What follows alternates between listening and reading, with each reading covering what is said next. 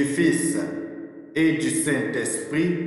Amen. Les bénis de mon Père, bonjour. Je suis heureux, vous le savez très bien, de vous avoir encore ce matin pour l'aventure de la méditation, l'aventure avec notre Seigneur Jésus-Christ. Et nous sommes jeudi de la première semaine du temps ordinaire et nous continuons, comme vous le savez, mieux que moi d'ailleurs, la lecture des textes de l'année Père.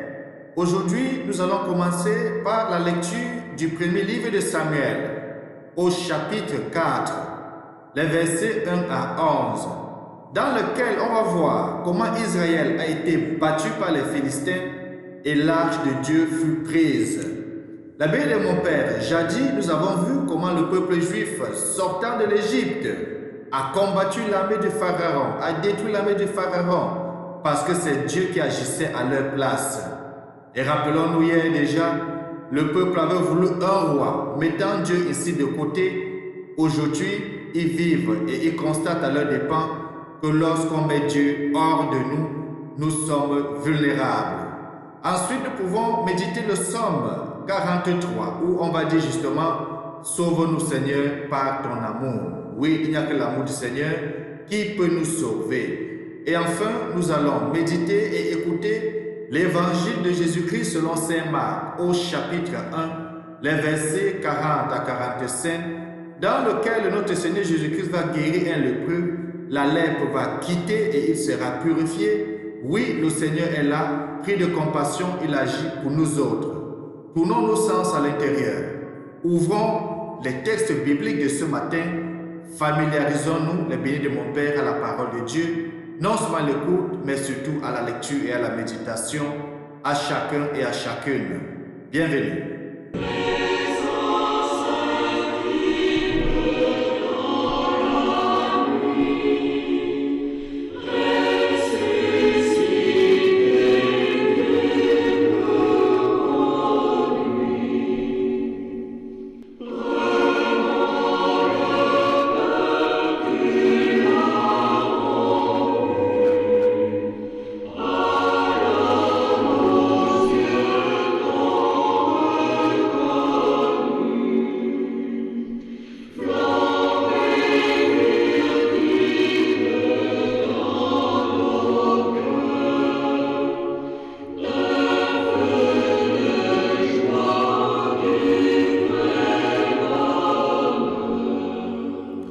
Le béni de mon Père, tournons-nous vers le Dieu d'Israël et prions.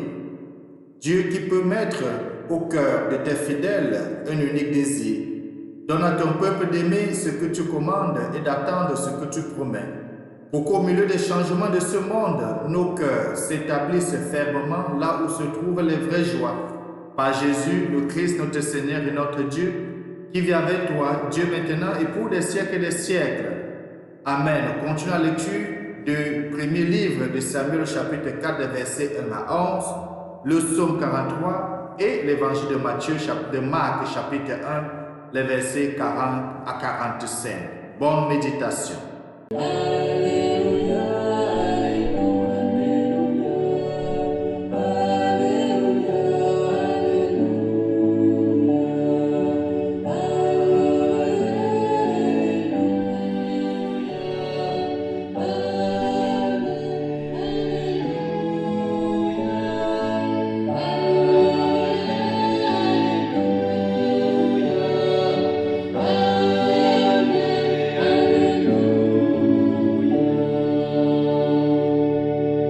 Évangile de Jésus-Christ selon saint Marc, au chapitre 1, les versets 40 à 45. En ce temps-là, un lépreux vint auprès de Jésus. Il le supplia et tomba à ses genoux, lui dit, « Si tu le veux, tu peux me purifier. » Saisi de compassion, Jésus étendit la main, le toucha et lui dit, « Je le veux, sois purifié. » À l'instant même, la lèpre le quitta et il fut purifié. Avec fermeté, Jésus le renvoya aussitôt en lui disant, « Attention, ne dis rien à personne, mais va te montrer au prêtre et donne pour ta purification ce que Moïse a prescrit dans la loi. Cela sera pour les gens un témoignage. » Une fois parti, cet homme se mit à part à proclamer et à répandre la nouvelle, de sorte que Jésus ne pouvait plus entrer ouvertement dans une ville, mais restait à l'écart, dans des endroits déserts. De partout, cependant, on venait à lui. Acclamons la parole de Dieu. Louange à toi, Seigneur Jésus-Christ. La lèpre le quitta et il fut purifié. Les bénis de mon Père, l'évangile d'aujourd'hui nous met au cœur de la présence de Dieu au milieu de nous met au cœur de la mission du Christ au milieu de nous. Nous avons vu la semaine passée, lorsqu'il avait lu le texte d'Ésaïe qui disait « L'Esprit du Seigneur est sur moi. Il m'a envoyé guérir les malades, libérer les captifs, libérer les opprimés. » Et nous voyons de plus en plus dans l'Évangile que Jésus-Christ est celui vraiment sur qui cet esprit repose. Il fait justement ce qu'il devait faire, guérir les malades. Et aujourd'hui, il guérit un lépreux. Nous savons la lèpre dans le temps était considérée comme une malédiction. Et tout lépreux était considéré comme une personne impure. Et justement était écarté de la société, mis à l'écart parce que c'était un signe de la punition de Dieu dans sa vie. Voilà que Jésus, face à cela, va non seulement se rapprocher de ce lépreux, mais surtout va le purifier. D'ailleurs, la réponse que Jésus donne pour sa guérison est assez significative. Il dit bien, sois purifié. Oui, je le veux, sois purifié. Cela peut donner plusieurs interprétations. D'abord, nous pouvons comprendre que Jésus ne guérit pas seulement le mal physique. Il guérit le mal spirituel. Jésus guérit en profondeur. Et c'est ce qui donne d'ailleurs son nom. Rappelons-nous, pendant le temps de l'Avent, quand on annonçait la venue de Jésus, on va dire, le nom de cet enfant va s'appeler Jésus, c'est-à-dire Dieu sauve. Ce que Jésus est venu faire dans notre humanité, c'est d'apporter le salut, c'est de nous sauver contre ce qu'il y a comme oppression dans nos vies, nous sauver ce qu'il y a comme esclavage dans nos vies, pour nous sauver aussi du péché et surtout nous donner la vie éternelle. D'ailleurs, plus tard, nous allons le voir, lorsqu'il va donner sa vie, lorsqu'il va instituer l'Eucharistie, il va dire « Ceci est mon sang, le sang de l'alliance nouvelle et éternelle. » Oui, Jésus est venu établir une nouvelle alliance entre l'homme et Dieu, entre l'humanité et Dieu, ou encore entre la création et celui qui a créé tout cela. Mais ce que nous allons aussi voir, les bénis de mon Père, dans l'évangile de ce matin, c'est justement le comportement de ce lépreux purifié. Bien qu'ayant reçu l'interdiction de Jésus-Christ de ne pas faire la propagande, de ne pas se montrer, d'aller pas raconter, qu'est-ce qu'il fait? Il fait tout à fait le contraire. Il s'en va, il se met à proclamer et à répandre la nouvelle.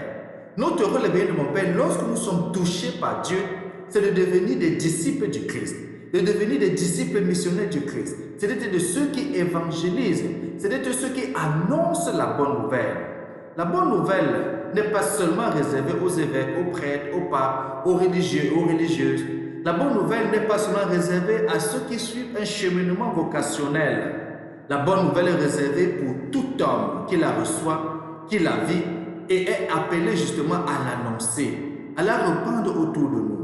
Et c'est pour cela qu'à la fin de la messe, rappelons-nous, le prêtre dit toujours, allez dans la paix du Christ, allez dans cette paix du Christ pour annoncer ce que nous venons de vivre, ce que nous venons de toucher, ce que nous venons de voir, ce que nous venons d'entendre et de devenir des témoins justement de tout ce que nous avons vécu.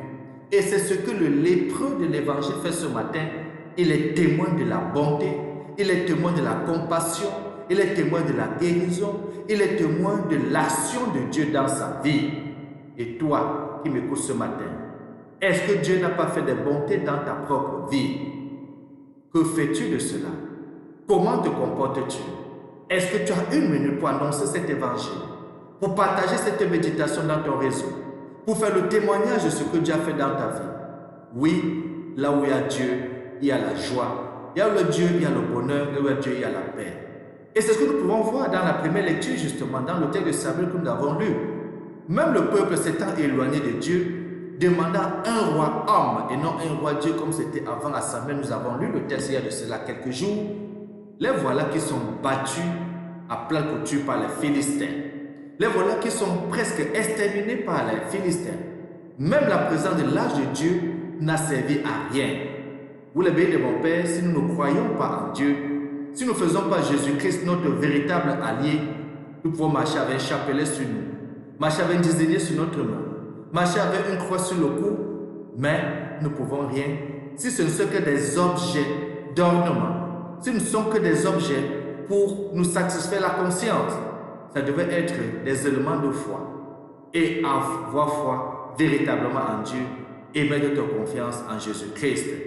Prions aujourd'hui que Jésus vienne nous purifier, chacun et chacune de nous, de tout ce qu'il y a comme lèpre dans notre cœur et qui nous restitue encore dans la communauté, qui nous restitue au milieu de sa vie et qui nous bénisse et nous garde. Lui qui est Père, Fils et Saint-Esprit. Amen. Bonne journée.